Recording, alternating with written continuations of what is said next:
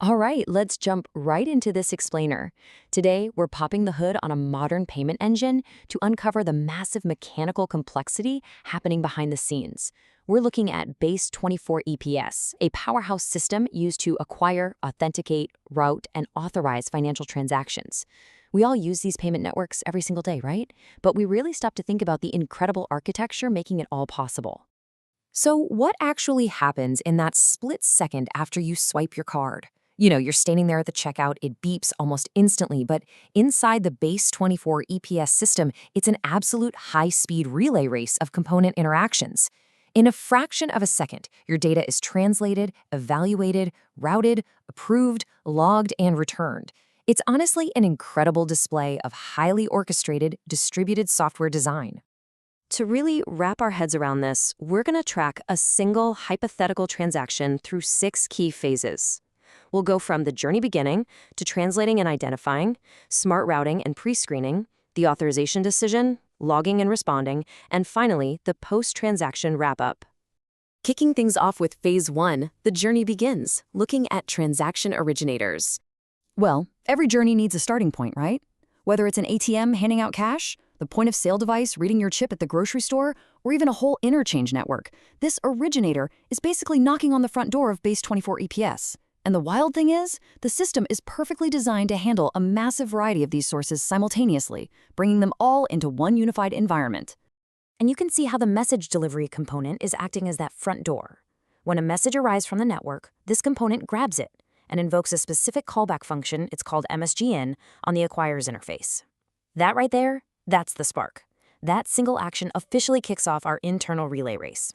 Next up, phase 2, translating and identifying, where we actually process the message. Okay, so the message is inside the house, but we've got a slight problem. It's speaking a completely different language based on where it came from. So the acquirer interface goes to work fast. First, it parses that raw incoming message. Then it translates or normalizes that data into standard blocks. These are called transaction data elements, or TDEs. You can think of TDEs as the universal language of Base24-eps. Once it's all standardized, it passes the baton right over to the prefix component. Now, this prefixer is kind of like a bouncer checking an ID at a club. It looks directly at the primary account number, the digits on the front of your card, and figures out who actually issued it. It's looking to see, is this an on-us, local card, where we have the full record, or is it not on us, meaning it belongs to an entirely different bank? That single distinction is absolutely crucial because it dictates literally everything that happens next. Which brings us to phase 3, smart routing and pre-screening. Exactly where does this message need to go? So we know who the card belongs to. Now the router component has to check its map, which is called the destination matrix. This matrix uses some pretty sophisticated parameters to pick a path. For instance, is the purchase amount over or under the merchant's predefined floor limit? Based on just that one variable, the system might send it to a primary destination or pivot instantly to an alternative one. It's incredibly dynamic. Let's say the matrix decides the transaction has to leave the system for approval, like for one of those not-on-us cards. The issuer interface takes the wheel here, but it doesn't just toss the message out into the void and hope for the best. No, it activates the context and timer components. It saves a snapshot of the transaction data and starts a literal countdown clock.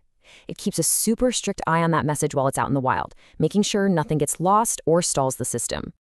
Actually, scratch that. Before it even sends it to that external host, there's a really smart step: pre-screening. To save external networks from doing useless work and charging network fees for it, Base24-eps pre-screens the transaction. It runs flexible internal scripts to do basic checks. If your card is expired or something is obviously invalid, boom, it's declined instantly on the spot. It just drops the transaction locally before wasting any external bandwidth. Moving right along to phase 4, the authorization decision. Are we approved or declined? This is it, the climax of our split-second journey. The decision basically goes down in one of 2 ways. You've got an online authorization, where an external host, like the issuing bank, does the heavy lifting and makes the final call. Or you have an offline authorization. This is where Base24-eps acts as the issuer itself, using its own highly customizable script sets to approve or deny the transaction locally based on limit profiles and data tables. Now, check out this ultimate safety net. Remember that timer component we just talked about? Let's say the transaction goes to an external host, but that host goes down. The network fails, the timer runs out. Instead of just leaving you stranded at the register, BASE24-eps flexes its stand-in superpower. It automatically reroutes the transaction internally, authorizes it using specific stand-in scripts, and securely logs that approval in a store and forward or SAF file. Later on, when the external host wakes back up, the system just quietly forwards that file so the host can update its records. Pretty brilliant, right? All right, phase 5, logging and responding. Time to record the outcome. So the decision is locked in, an external response comes back, hits the message delivery component, and goes to the issuer interface. And here is where that context component from earlier totally saves the day. It pulls up that saved snapshot, seamlessly rebuilds the transaction data elements, and shuts off the countdown timer. Then, the issuer interface routes the whole complete package back over to the acquirer side.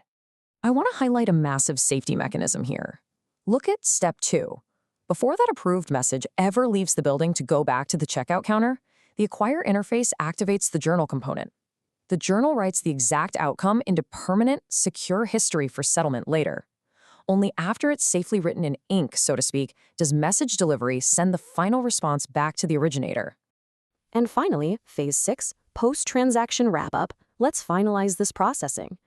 Okay, so the customer sees approved, grabs their coffee, and walks out. But inside the system, we're still working.